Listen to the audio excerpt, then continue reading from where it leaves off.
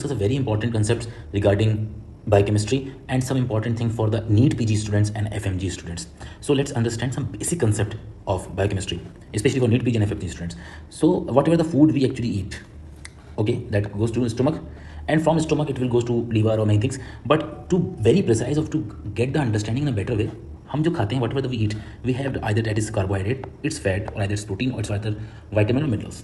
Okay, and whatever we eat is actually go into the many different process. So we have a four different questions in our mind, four different concepts in our mind, that what happened to these foods, which pathway actually they gone through, with either insulin act on that or glucagon act on them, yeah, first it's phosphorylated or dephosphorylated, and in which compartment it actually occur. So let's start with some pathways.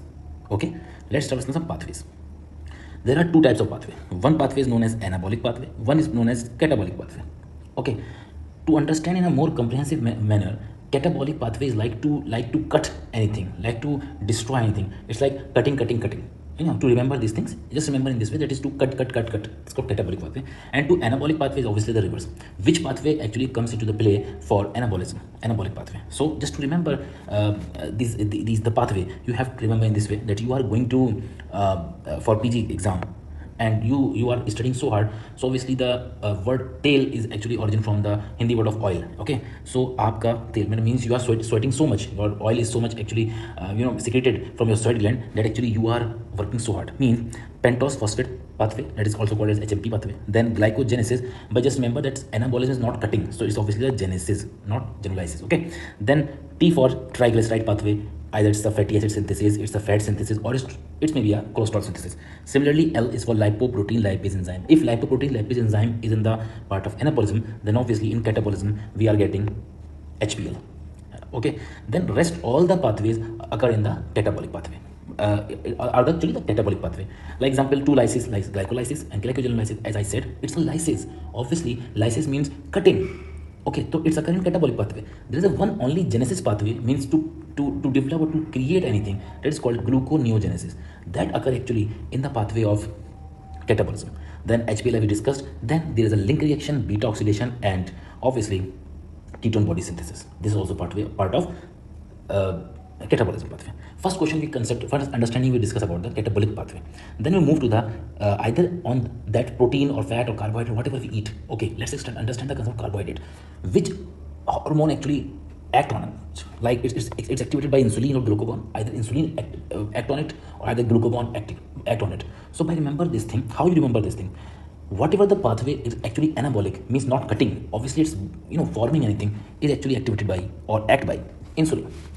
Okay, and whatever the pathway that is actually we understand about the catabolism pathway is actually activated by glucagon. So means whatever the cutting pathway we understand is activated by glucagon. How you remember? As we when we understand about the amino acid and the protein translation and translation, we understand about the CG.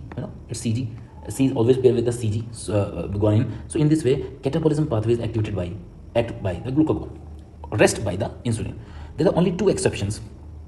There are with two catabolic pathway actually there are only two exception of catabolic pathway that actually occur or that act by the insulin. Okay, which two pathway that is actually catabolic but activated or activated by insulin is glycolysis, then link reaction, and insulin. We know about some membrane transport genes, that is called GLP-1 also. By this way you remember GL1, one is look like I, obviously, so glycolysis, link reaction, and insulin. Okay, so we understand about the two things, but which pathway is anabolic and catabolic. Anabolic pathway is actually PG tail, and obviously the rest is the catabolic pathway. Then insulin activate on the anabolic pathway, and catabolic pathway activated by the CG, which means glycogen, except GL1. Then it's activated in the phosphorylated form or dephosphorylated form. To remember this thing is very easy. Glucagon activated in dephosphorylated form. We know that our GDP is increasing or decreasing. It's totally we have a data. So just remember GDP. GDP is activated by glucagon activated dephosphorylation form. So obviously insulin by phosphorylation form. Then fourth question, that either it occur in the cytoplasm or mitochondria. These reactions occur in the cytoplasm or mitochondria. The answer is very simple. Actually, just understand our cell is like a home. We have a home. There's one kitchen called as considered as a mitochondria, where we make the food, and rest part is the cytoplasm. Home is considered to be a cytoplasm. So in actually kitchen, we are cutting the vegetables. Hence, all the catabolic pathway occur in the mitochondria. Whatever we read, link reaction, glycolysis, any lysis, glycogenolysis, gluconeogenesis, HPL, anything. So that is occur in the kitchen, and rest in cytoplasm. There are two important points about this concept. There are two catabolic pathway. It's actually occur in cytoplasm. It's actually catabolic, means it's a cutting of vegetables like cutting, but it's actually occur in the cytoplasm. One is glycolysis, another is glycogenolysis. Okay, remember this thing. And the three pathways that occur in the both cytoplasm and mitochondria. How to remember? Cytoplasm, just understand, in kitchen our mother is working, in cytoplasm rest of the home actually we are working, our father is working. So when our mom, dad and we actually hug to each other to give a good happening feeling, so then we get both the pathways occur in that cases. Okay, what are the things? Means we hug each other, we hug our mother. So in this way, H for heme synthesis, U for urea cycle, and G is for gluconeogenesis. Okay, so what we understand? We understand that food we eat goes to stomach in a simple way. Obviously, we are not going to in a detail the liver and obviously intestine. Then we have a carbohydrate, we have a protein, we have a fat, and we have a vitamin mineral. In any of the form, we have to think about either it's activated, which are the what is the pathway, means it's anabolic, is it catabolic. Anabolic pathway PG tail, rest is catabolic pathway. It's activated by phosphorylation or dephosphorylation, activated by insulin or glucagon, or either it's occur in cytoplasm or mitochondria. We have every mnemonics, we have every concept very clear about it. Let's understand that if we eat any food, let's deep dive about all these topics. Let's start with some topic of carbohydrate. So whatever the food we eat, either it's a carbohydrate, protein, or fat, or vitamin mineral. So in carbohydrate, we have either monosaccharide, disaccharide, oligo, and poly. Just left it out, oligosaccharide. It's just remember it's a 2 to 9 carbon atoms. Okay, monosaccharide means obviously 1. Disaccharide is about 2 to 10, greater than 10 is polysaccharide. All monosaccharides are reducing sugars, means it's hygroscopic. Okay, if two monosaccharides bound by the glycosidic bond, it's called as disaccharide. Example: maltose, isomaltose, sucrose, trehalose, and maltose. Just remember by very simple thing. We know about the fog, Cora, and we know about the mist. Fog and mist. Mist is a little bigger than the fog. So mist is actually large than the fog. It's true. It's a geographical concept. So mist actually large. So what is the mist large? Is maltose, isomaltose, sucrose, trehalose, and lactose. Just remember one thing, very important, that the sucrose is actually made by the glucose plus fructose. Okay, and lactose is by galactose and actually the glucose, and rest all by the glucose 2 units. Then what you remember?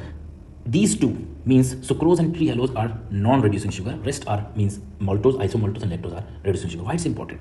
Because we are know about the various tests about in biochemistry, like Molish test, Barfoed's test, Benedict test, Sullivanov, Godpot test. How to remember these tests? It's little confusing.